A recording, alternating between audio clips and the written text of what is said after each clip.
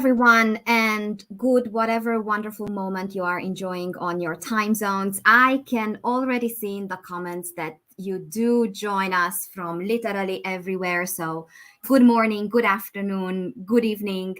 It is always a joy and a privilege to host a Hacking HR conversation. My name is Minola Jacques. I am your co-host for today. We have Jessa taking care of us backstage. Thank you, Jessa, for being here.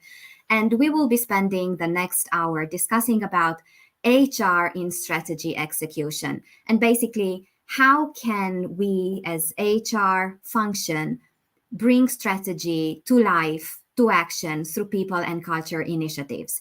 I wholeheartedly welcome each and every one of you. I encourage you to consider the chat and the comments your own conversation space, and do consider all the questions that we will have going on in the panel as much your own, and start your own conversations on the side. So let's make the most out of our short time here today. Jessa, I will ask your help to bring the wonderful panelists on the screen. And as we get used to our faces together, oh my God, what a Hacking HR awesomeness overload we have going on today. So, welcome everybody. Just a bit of a warmer welcome to Rod and Renzi. They are our panelists from the future, and they do go the extra mile. They are here. They are our around midnight Cinderellas. So good to have you here. Now, we will ease into the topic, and I will pass the e-mic around as you appear on my screen clockwise. That means Rod, you will go first, and Debbie, you will bring us home on this first round. And the ask is very simple for the first one. So just shortly introduce yourselves, and please share with us, when you hear strategy execution, what is the first thing that comes to your mind? So, Rod, welcome. So good and so grateful to see you here. My pleasure to be here. Thanks. My name's Rod Hutchings. I'm a director at Kyndryl and a HR leader in the Air Force in Australia. I guess what comes to mind for me around people and culture is really the role of engaging and collaborating with employees to really be focused on what it is the business is trying to achieve. That's really a key point, I think, around culture initiatives. Thank you so very much. Renzi, good to see you. Welcome. Long time no see, Minola. Okay. Indeed. Nice to see everyone. Thank you so much for having me again today, or tonight, wherever you're joining from. So my name is Renzi. I am the founder of Pretty People. It's an employee experience consulting agency. Your question about when you ask what strategy execution, what comes to mind for me, sometimes it's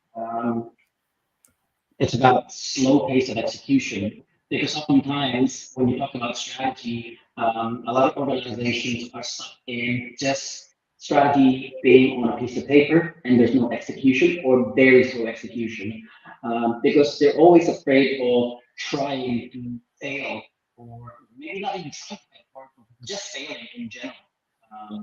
Or they're stuck with the mindset of, okay, maybe even though we put strategy in place, we'll still do whatever we used to do because we were good at what we were doing in the past. So that for me is strategy execution.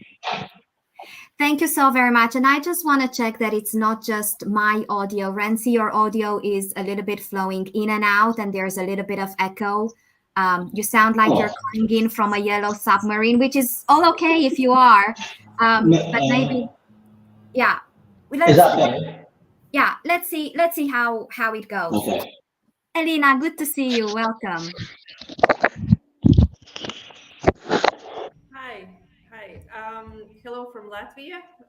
Evening here, not so much in the night. I'm CHRO from e-commerce company Trodo, and first thing that comes into my mind about strategy execution, what's the meaningful way how to do it? how we can really execute, and what help we will get from all those around, like the challenge wise. Hmm. So Yeah. wonderful. Thank you. Burjette, welcome. It's been a Hi. while. Yes, it has. It has. It's good to be back. My name is Burjette White. I sit in Atlanta, Georgia, in the U.S., and I lead HR for Adecco. It's a workforce solution organization, and across North America, and also leading HR as a country head for our U.S. the Adecco Group organization. When I think of strategy execution, to me, it means as a business, there's a strategy, there's a plan, but how do we use people as our superpower to execute on that strategy, to bring it to life, and to execute in a way that brings that full vision all the way through. As Renzi said, the best laid plans, we're many organizations that get plans, then how do you bring it to life? Hmm. Well, yeah, it looks like it's not the best day for technology, Burjette. Your even your video. Is the Yeah, audio okay? I can bring back the video, but is the audio okay? Or that's also glitching? no. So the video is quite blurry. The audio is also giving us a bit of a hard time. So let's see if we can go agile and not fragile on this one. I would say let's move to Debbie, and we will pick this up as we go along. So Debbie, welcome. Hello, all. Greetings from the Chicagoland area. So it is top of the morning for me. So my real thanks to Rod and Renzi. And for folks who I see all over the world that are on very late at night. I do not do my best work late at night, so I am so in awe of you. I am an organizational strategist, executive coach, and talent nerd. And I was a chief talent officer for several years and have recently gone on my own. And so for me, it's funny when you said strategy execution, what does that mean? And I was like, I'm just having these conversations with some of my clients.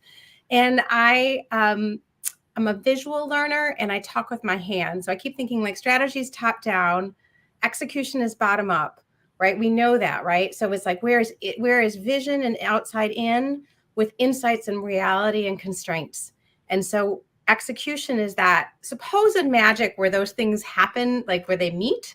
I think it's where ideas and reality meet. So we have all these good intentions. We all have all these things that we want to do. And execution is what actually gets done. And how are we really measuring it and making sure it has the impact, the desired impact that we wanted through, as Rod said, our superpower of our people and our culture. So many goodies already in this conversation. So let's see how we move forward. Maybe I'm still under the influence of a conversation I facilitated at work, and it was about strategy and strategy execution. And for some strange reason, I got inspired to play around with words.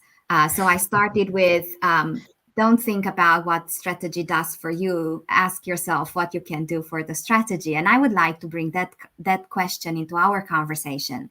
So building on what you said, that, you know, strategy comes from the top and it's a unified vision and it's a unified a focused direction, and then execution comes bottom up.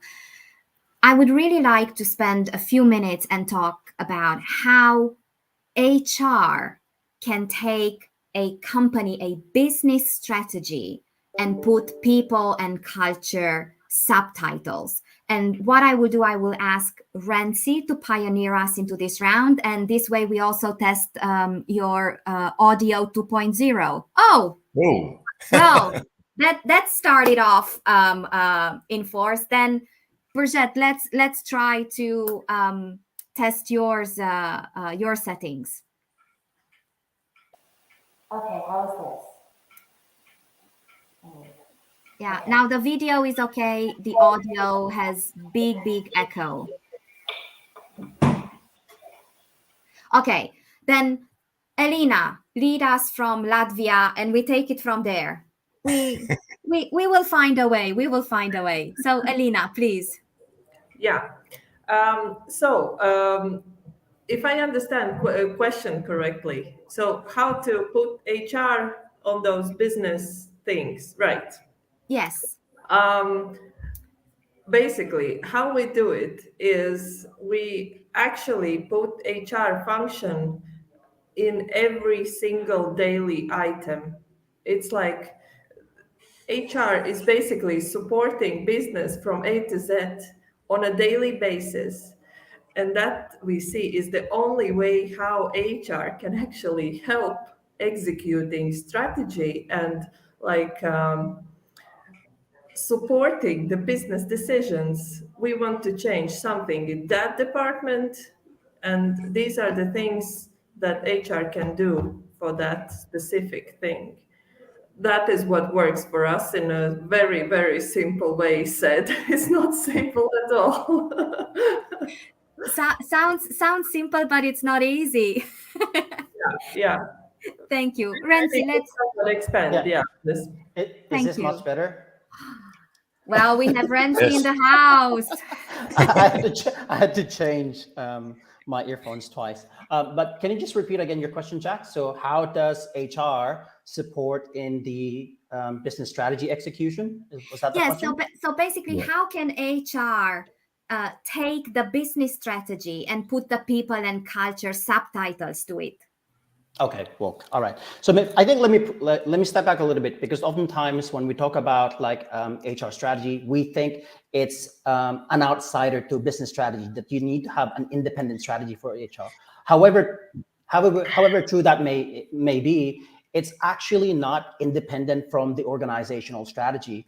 Oftentimes, when we put together an HR strategy, we need to understand what the business actually wants and where the direction of the business. And the HR strategy, that what we're talking about now, is the enabler of that business strategy. Because when we talk about HR strategy, we're really talking about people.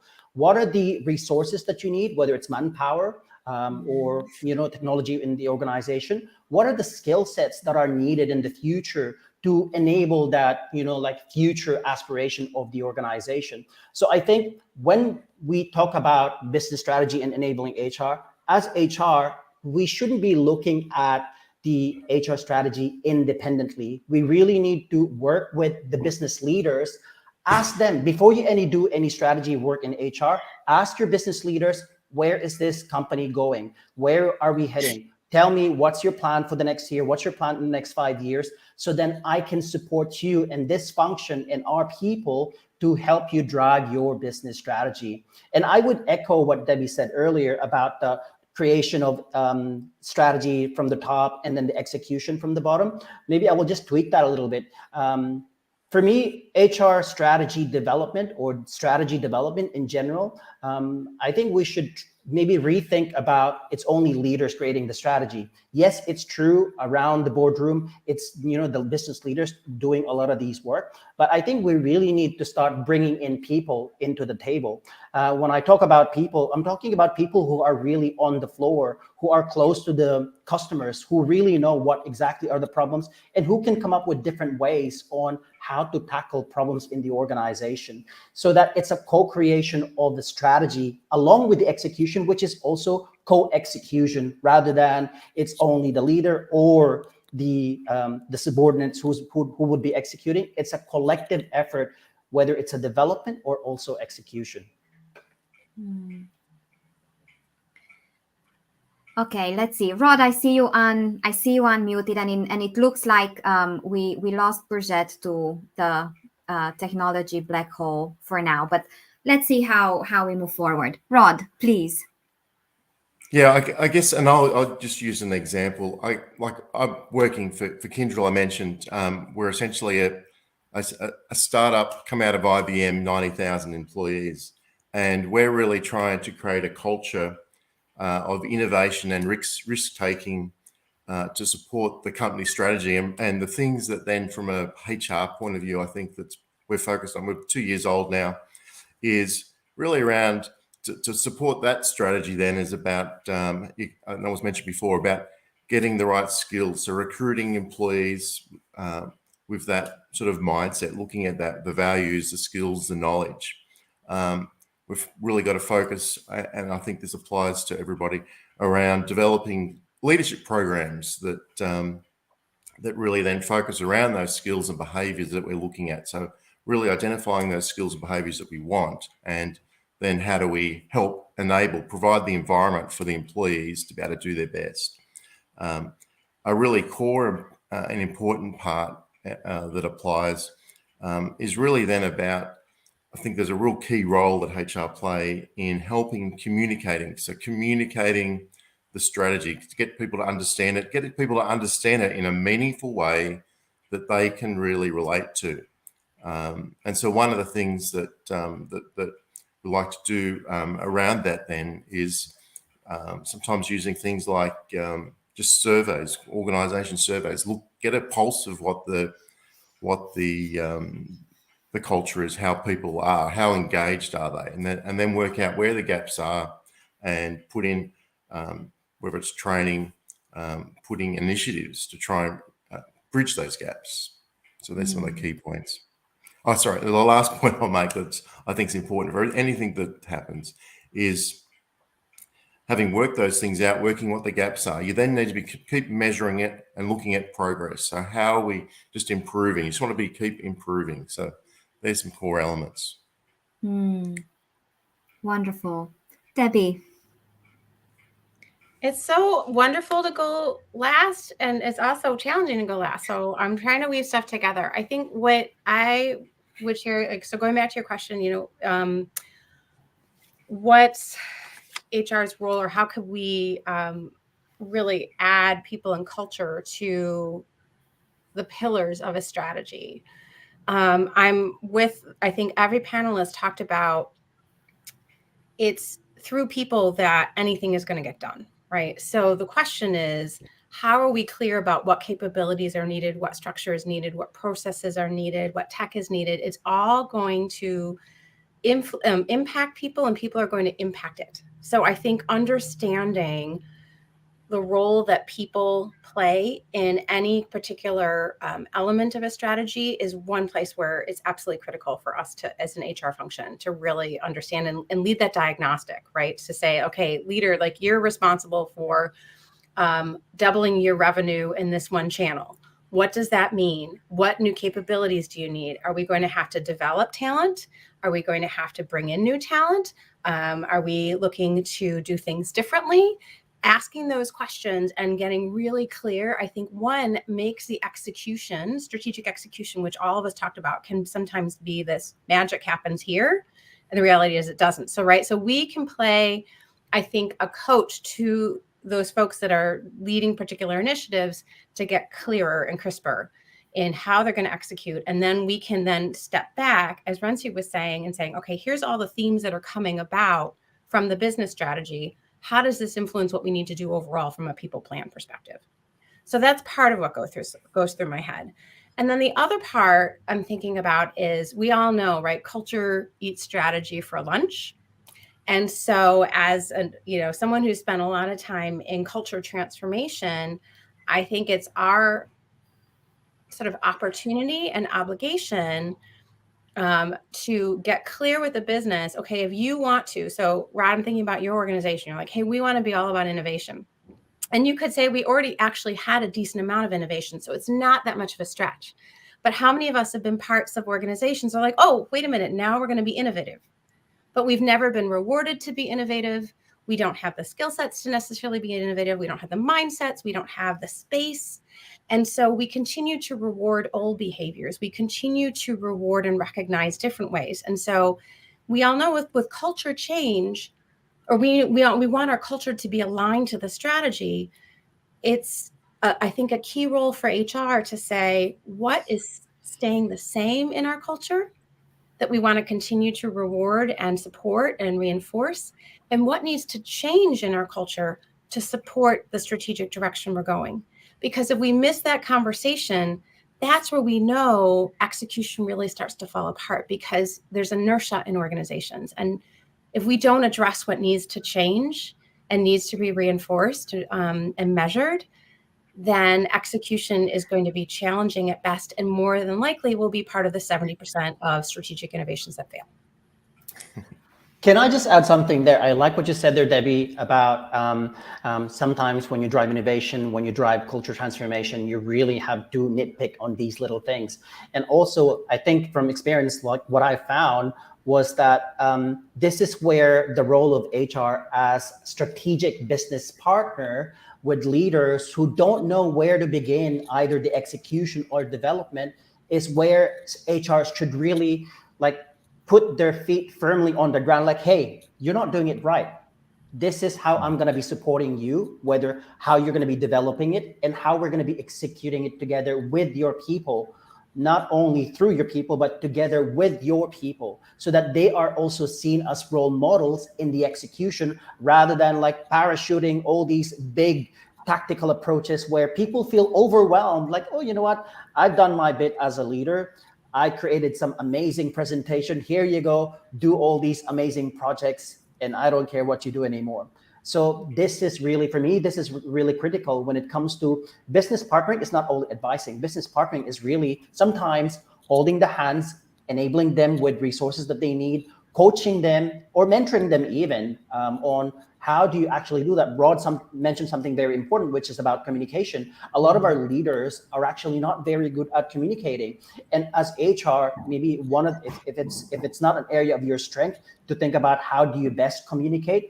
Like one of the best ways also to execute is also to make sure that you market what you're going to be executing. Because the challenge with culture transformation is there's old perception of the old ways of doing things. But if you're trying to do something different, people are going to be stuck with the old ways of doing things, and they will always see what, you know, like what they used to do in the past. So communicating it really, really well is part of the execution as well.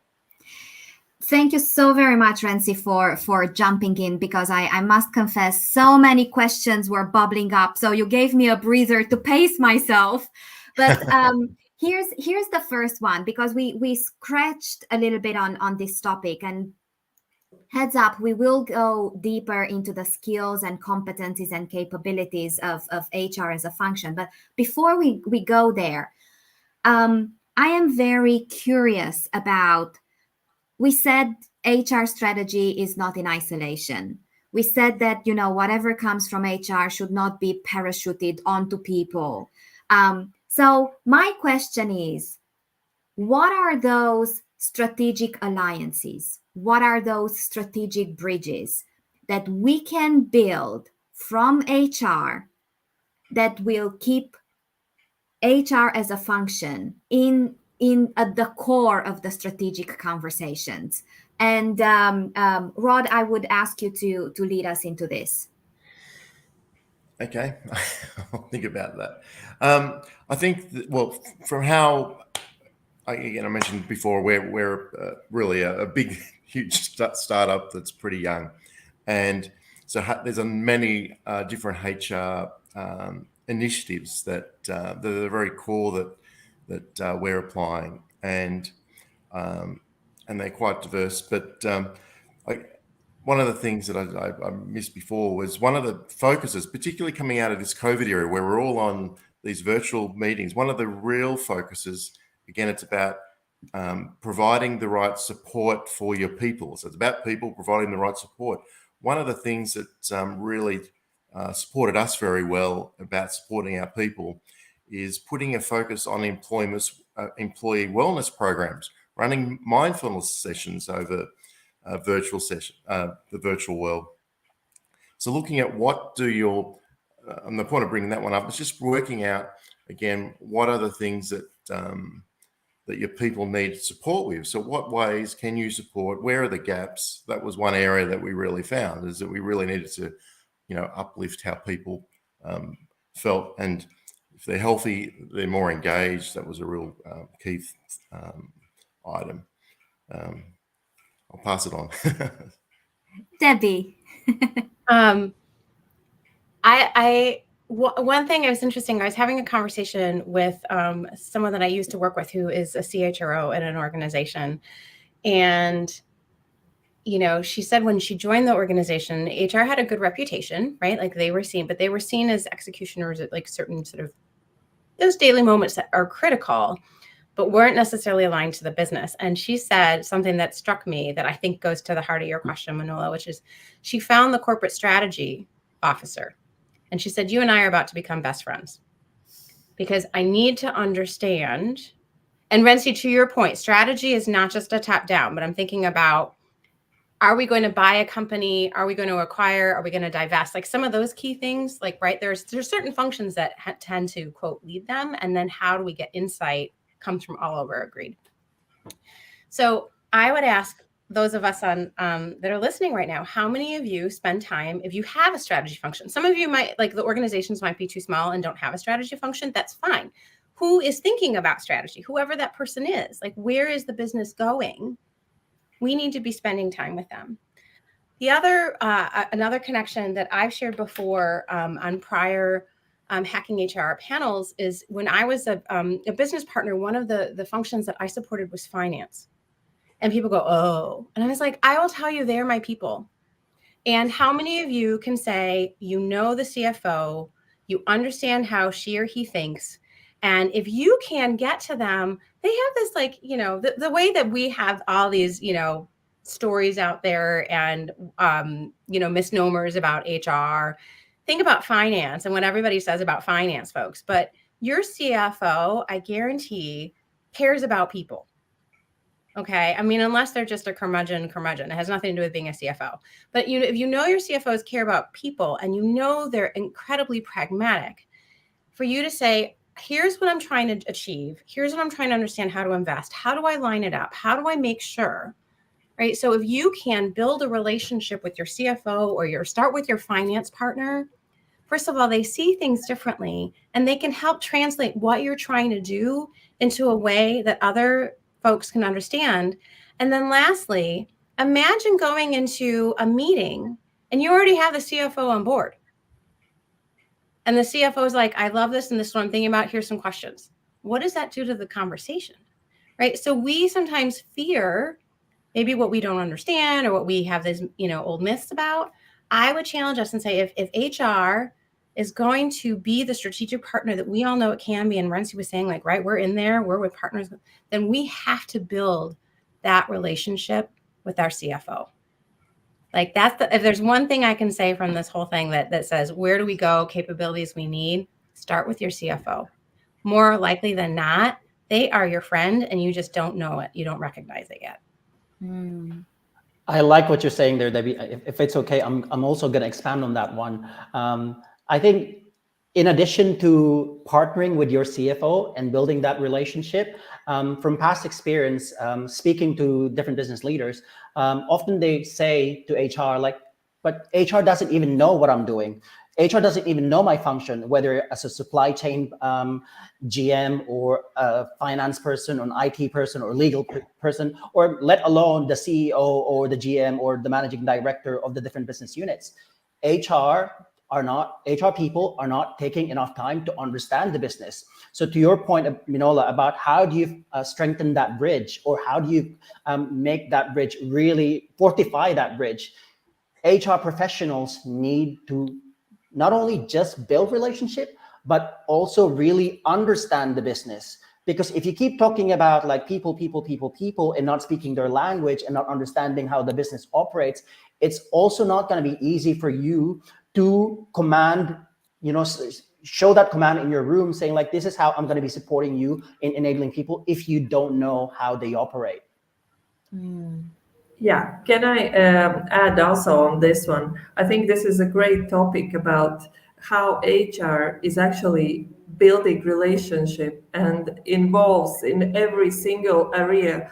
And this is about bringing HR to the board table, where you meet not CFO, but only also a technology officer who is probably involved in business development activities, marketing. So you basically understand the whole thing. And even if you don't understand in every smallest detail those matters, you are there and you can say from your standpoint. And that's very important. And also it feels that HR function is respected in an organization. if you are there and you are allowed to be there, and then it's much easier to do all the HR initiatives that sometimes people are so annoyed about. Why is HR also again doing something, and I want to do my real business, and sometimes they care a little bit less about those activities, but then it makes a whole different sense. You have like a green light, your CFO is on board, maybe you're great friends, you go out, you can have a, I don't know, a beer after work with your other colleagues of board, and it's great, and it helps business. Those relationships are the crucial ones. I so agree with it. I just remembered. I was Sorry, going go to ahead. add that I think in terms of those relationships, I think there's really two things that I find that are really key, and two, I guess, just words. It's around trust and integrity. So what you say you're going to do and what you're going to try to do, you do that. And then when you do that, and if it doesn't work, you say it didn't work. You own if you make mistakes. I think all those things help show your integrity and really get the trust of your employees, of your managers, of your leaders. Renzi. Yeah, I just remembered the story, and I thought like it's worth sharing here because like I participated in a number of board meetings where the executive leaders were present. I would say is where there's people in the organization, HR should be sticking their finger. I know it sounds controversial, but I've seen it multiple times in the boardroom where why is HR involved in that? Because there's people. So what is HR doing for something like that? So I know we don't want to get into the nitty-gritty of like, why should I get involved in other people's business? This again goes back to what Debbie's saying about like relationship building. So business partnering, working with them and coaching them and mentoring. So when it comes to strategy execution, obviously we're not accountable to the failure of people, but we have a responsibility to enable them, empower them, and support them whenever we can. So I think it's this notion of proactive business partnering, proactive building relationship or strengthening relationship is really key to like fortifying that relationship or even creating new bridges to make sure that HR is front and center in everything we do in the organization, because again, organization is all about people. And our job as HR is to be involved in whatever's happening in the organization where there are people involved. Can I add just a couple more things I'm thinking about with execution in particular, where HR, I think, has a key opportunity. It is either driving or is working very closely. Rod, you mentioned one of them with communication. So like, right, whether you have accountability for internal communications or not, we can be the reminders of people that if part of strategy fails, when people don't understand their line of sight and they don't understand how their role fits in, how their team's role and how their department's role fits into the strategy, whose job is it to make sure that those people understand how their roles link? It's their managers. Full stop. Who helps managers know how to communicate it in an effective way, in an efficient way, in a continuous way, and coaches them on how to have that conversation and says, by the way, when you do this, manager, this is one of the top ways of enhancing engagement. Is adults want to understand how our work matters. And so I think about internal communications and I think about the role with managers. Again, when it comes to execution, I'm going to steal Ren's system. It has to deal with people. I'm going to stick my finger all over that. Now, can I add to that? Because that's actually one of the key things we've focused on. And I guess what we've been implementing over the last few months is actually challenging managers, getting managers together, creating workshops where we've got experimental exercises, getting managers together where it's in a safe space so they're able to try different things out and get feedback of that, get them under pressure and working together across functional, get right across the organisation so everybody gets a sense of what we're trying to achieve is really key. One thing I want to add there, like, because we're talking about the people development space, I think to your point there, Debbie, yes, it's true. Like, that's why it sounds controversial that HR is taking its finger to everything.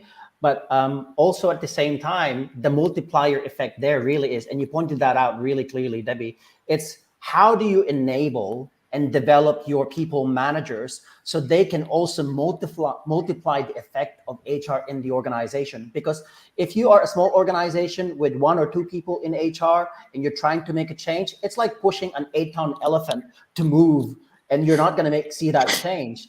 And let alone think about like a 50,000, 100,000 organization with 100 people against like 100,000 people.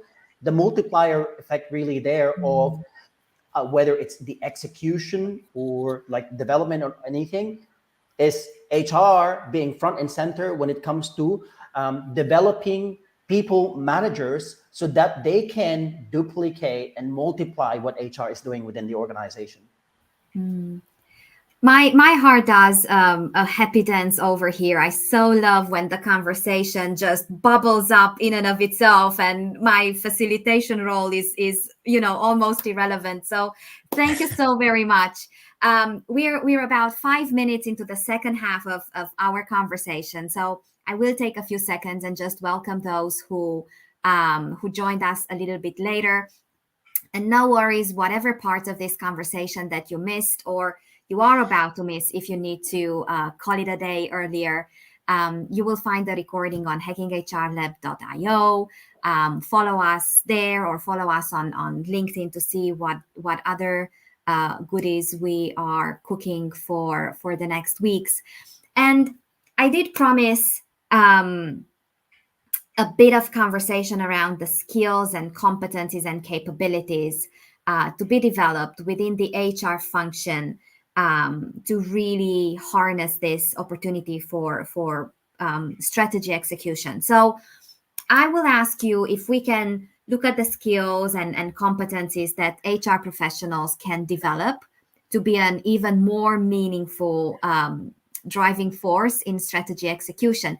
And you will get extra points if you can bring, I don't know, an underused or a skill that is not within the circle of the usual suspects, or, like a real outlier skill. So I will just let I'll you jump in. Yes, please. I like this one. Yes, Rod, please come Well, in. I think a really key one now, and I know that Hacking HR has run some sessions relating to this, is data analytics. I think it's become really important. How do we collect and analyze and interpret the data to help inform the decisions that we need to make? There is so much data available now. So how do you really leverage that, and how do you bring that together to really get a good picture? So I think that's one of a real key one. Good. So already extra points awarded to Rod. Who wants to claim theirs next? I'll go. I think facilitation skills is really key, because when you're talking about developing strategy or even execution, there's a lot that HR can do in facilitating discussion, facilitating workshop strategy, facilitating anything. Because at least from my experience, I found when I started facilitating strategy work with leaders, when we thought like strategy, like everyone should know straight away, like leaders, what they should do when it comes to developing strategy, what you will find is leaders sometimes get lost in how do I do this? Where do I start? Do I use the 5-quarter analysis, or what do I do? And as HR professionals, one of the key skills I think in the future is facilitation skills. If you can help organize and simplify things for them in a structured way, I think you can get so much done, and you're driving also efficiency. So you don't have to do things for 2 weeks, 3 weeks, 1 month, when you can just get everything done, say, hypothetically speaking, like in 3 hours, in 2 hours, because they know already, there is already structure for them on how to do things. Let's see who wants to stay safe from the hot seat of going last. Debbie. Oh, I was actually going to ask if Alina wants to go next, but if she's like, I would like to go last, then I will. You want to go last? Yeah, I'm okay. Okay. Let's do this alphabetically. Debbie, you go. Okay, so what would be new? Oh gosh, I'm gonna go old school actually and say I'm thinking about org modeling, like scenario planning, org modeling, and asking like the what if is definitely one, because right, there's many roads to Rome. Former historian here, many roads to Rome. So you know where you want to go, but do we want to go this way, or this way? What are the options and the choices? So asking those tough questions. I think being curious is really important, and listening. I saw in there emotional intelligence and empathy. And I do think, because part of this is, if strategy sometimes means letting go of your baby, and how do we create a space? So maybe that's part of Renzi with your facilitation, but how do you create a space where I can challenge the idea and not the person? And we all want what's best for the business. And so how do we do that? I think is a great deal of empathy. And I'm going to plant a seed, Manolo, if we can come back to the STAR model, because I think there's so much in execution that can happen with the STAR model. But I'll turn it over to Alina. Seed duly noted.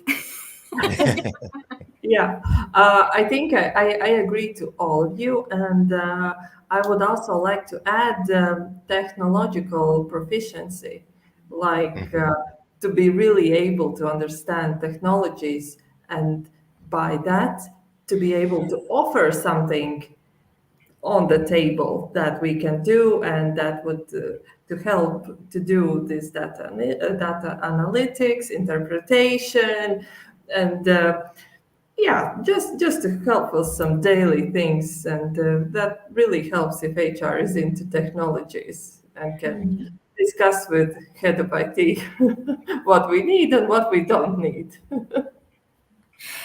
So I just want to confirm receipt of the request from Debbie to go and put some framework and some even mind mapping structure to our conversation. But I would park that for just a few minutes, because Can I just add on to Debbie's thing? Sorry, just a little bit before we go.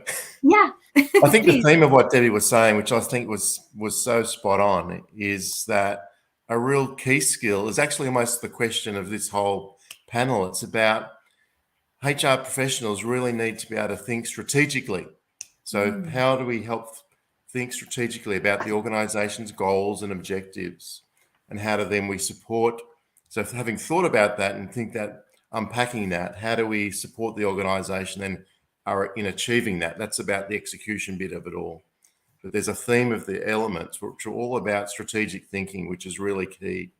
And I think another element about the execution then is really key skills to have is how do we manage change? How do we support the organization go through change? That's a real key area that we look for in HR to support the culture initiatives that we do.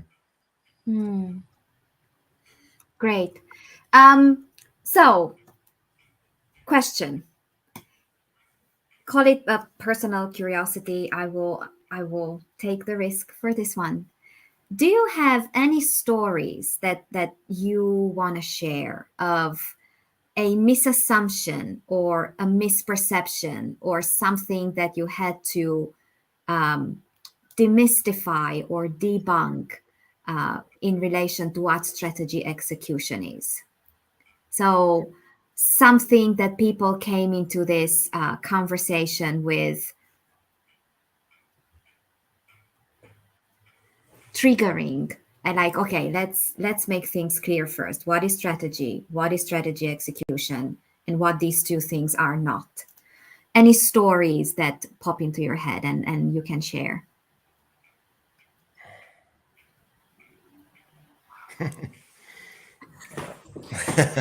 I think I have something to share here. Really, really interesting. I think some years ago, my manager kept telling me like, "Oh, you're not strategic enough. You're not strategic enough." This is the feedback that I've been getting. I said, like, "What do you mean? What do you mean by being more strategic? What do you want to see?" Because I thought by us putting together like what are the priorities of every year and how I'm going to be doing that as a plan, I'm showing you the direction.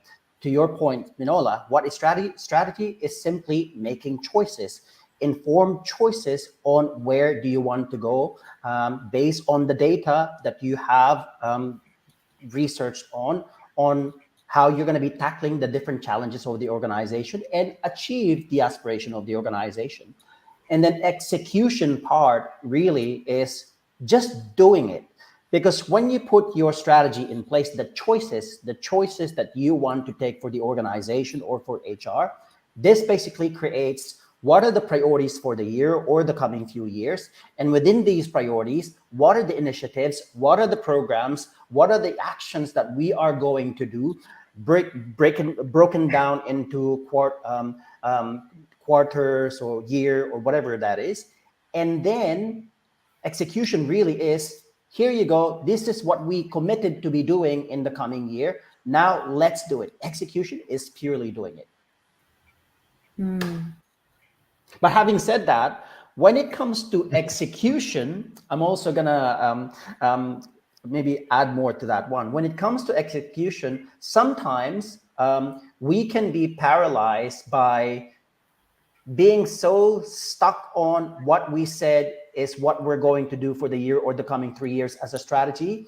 But we know now after COVID that the world is now in this VUCA stage where everything is volatile, everything is uncertain, everything is complex. So you cannot predict if the change will happen in the next 3 months, 6 months, or 1 year. You can only hope that the impact will be minimized. So when you do make strategic choices, it also means there's a certain degree of maybe failure, or it might not work because it's a choice that you guys are going to be making. So it may or may not work. So when it comes to being maybe married to your strategy, that is something I think that we should be moving away from. What we need to do is to constantly review that strategy during the execution phase so that we know if what we set out to achieve is really achieving its purpose, whether it's for the organization or for HR in general. Rensi, can I build on that? I think also strategies, I agree 100%, it's choice. It's also what do you choose not to do? And so recently when I was working with a client, we talked about even over statements and saying, I am making a choice to double down on this even over geographic expansion. I am making a choice to do customer service even over moving into another channel and doubling down on technology, right? They're choices. And I think sometimes getting back to your question, Manola, like any stories, I remember just hearing from, one of the clients I was working with, and he said, back in his old firm, people kept coming up with really good ideas. Oh, we should do this. We should do this. We should do this. It's value add. And ultimately, he had to say they're all value add, but which ones, we only have so much capacity. Which ones are we actually needing to do and why?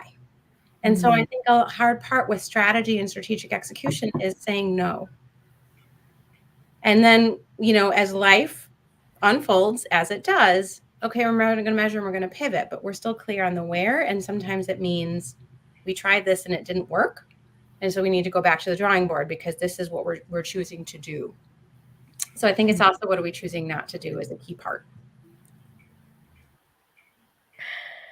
And maybe to add to that, Debbie, sorry, I'm just gonna, I just have my train of thought now, is also choosing what not to do, and at the same time being realistic of what can be done. So sometimes a strategy that you're putting in place for 1 year, 2 years, or 3 years, it's basically everything packed for 10 years or 5 years and trying to accomplish so many things. So also being conscious about what really is realistic for us to accomplish in 1 year, given the resources, the manpower that we have within the organization. What you mentioned there, Rensi, with being married to the strategy and letting go of that, it reminded me of this wonderful quote from Sir Winston Churchill with, however beautiful the strategy, we should occasionally have a look at the results. So that's a good one. Just wanted to check, Rod, Elena, you want to jump in before we move into the frameworks? Yeah, I'll just give one example. I mentioned before, also part of the Air Force, and an Air Force, an example of a story, I guess, is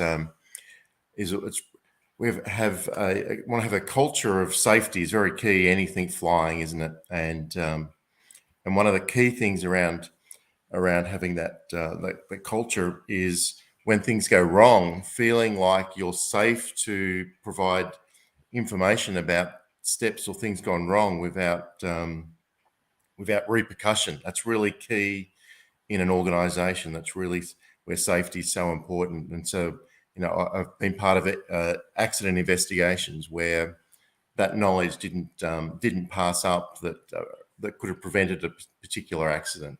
So, and I think that applies across all organizations, though, is you really need to provide an environment. HR has a real role at helping provide an environment that has the psychological safety that you can turn up to work, you can provide your input about what decisions you make. Again, making mistakes is everyday life. I make mistakes every day. I need to admit those mistakes.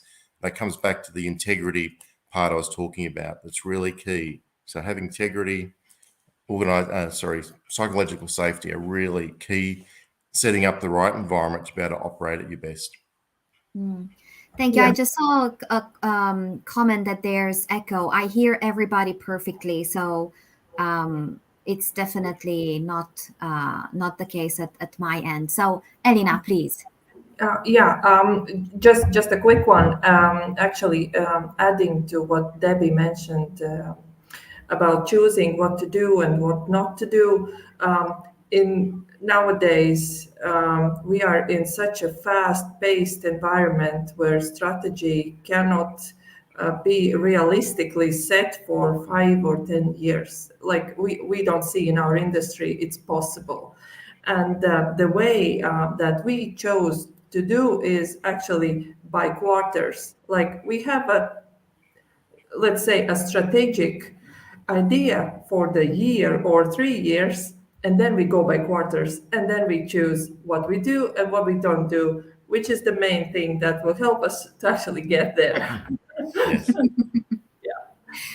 Slicing the strategy elephant. So we have about 9 minutes left, but let's round it up to 10, and let's give people some actionable, practical ideas after all this energy and inspiration. Now, Debbie, you planted the seed, so you should be the one harvesting it first. You mentioned this model, and then what I will do, I will call you out as we move around the screen, just in the interest of time. 2-3 minutes of practical insights. So Debbie.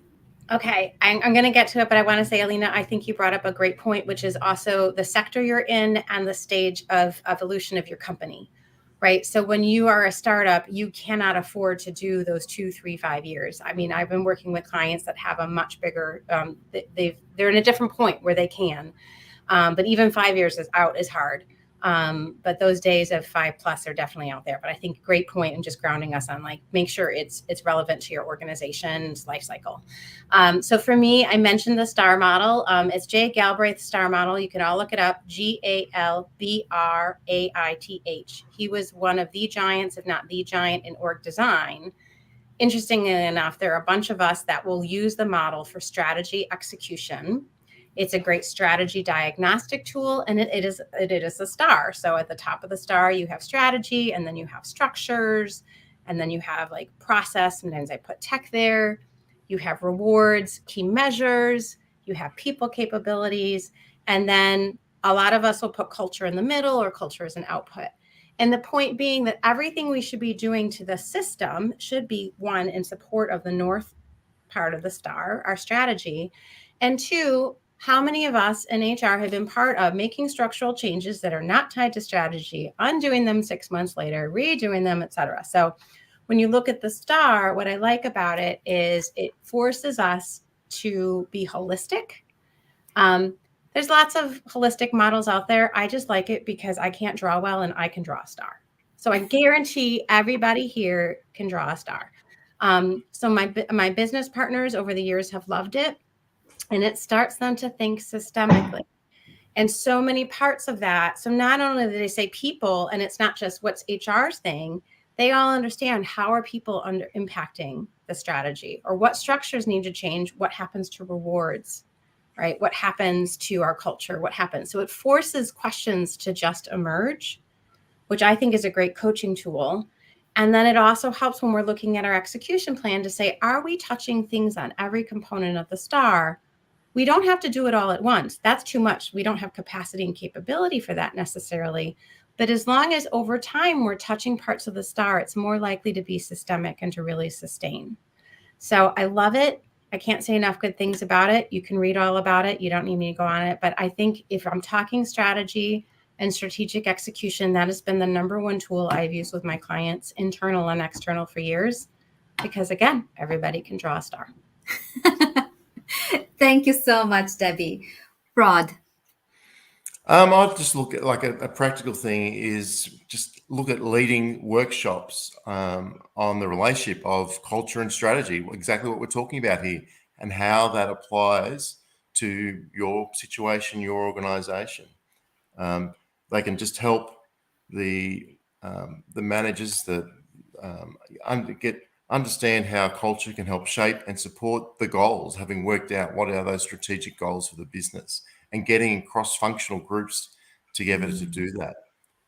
A simple approach. Thank you so very much. Elena.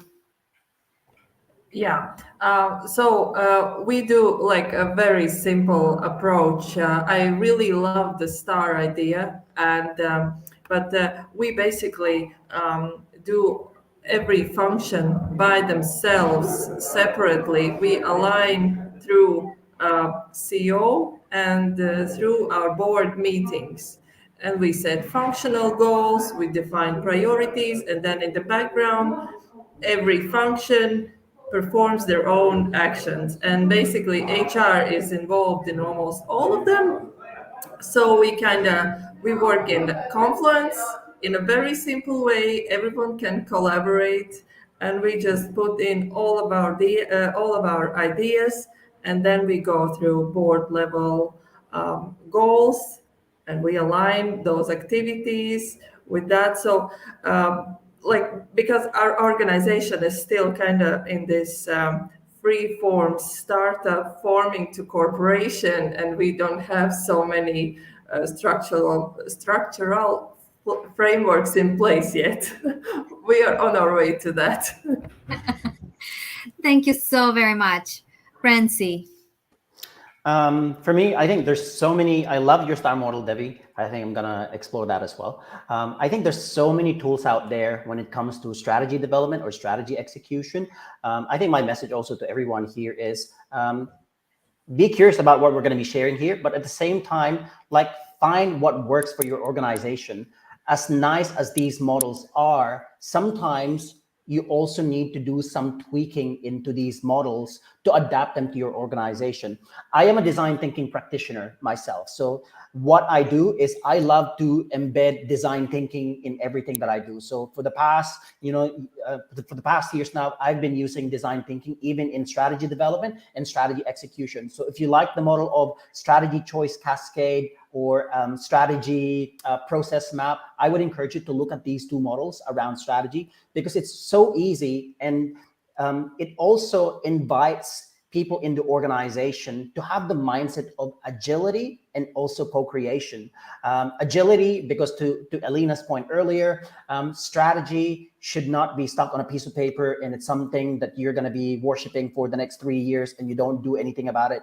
It has to be agile. And that's the beauty for me of design thinking, using design thinking in your strategy development, because it puts you in that mindset that whatever we put here, we'll do the sprint of 90 days and then find out if it worked. If it doesn't work, pivot straight away.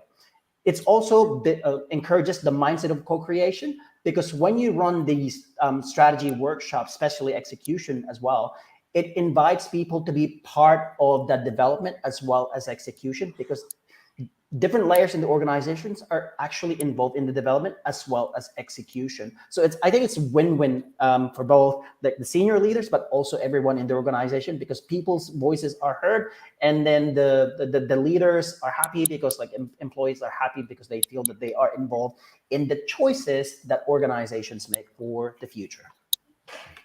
Thank you all so very much. You were a star, all of you, and just a general star, a collective star for everybody in the audience. It was an amazing conversation. I do see quite a few questions around whether this conversation is recorded. Yes, this conversation is recorded. You can find it on this same link in a little while, or you can find it on hackinghrlab.io. So thank you so very much. I loved how we wrapped it up, and you reminded me of this great saying that it's always a three-legged stool. It's mindset, skill set, and tool set. So whatever model it is that we're using, just remember that it does come with a mindset and with a skill set. So thank you all so very much, Rod, Alina, Debbie, and Renzi. It's been an absolute pleasure as always. Again, special gratitude, Rod, Renzi. Get some sleep, and everybody have an amazing rest of the day, rest of the week. And it will be my joy to welcome you again soon on another conversation. Thank you. Thank you, Jessa, and take care and enjoy everything. Thank you. Thanks, you. everybody. Thank you. Bye. Thank you. Bye, everyone.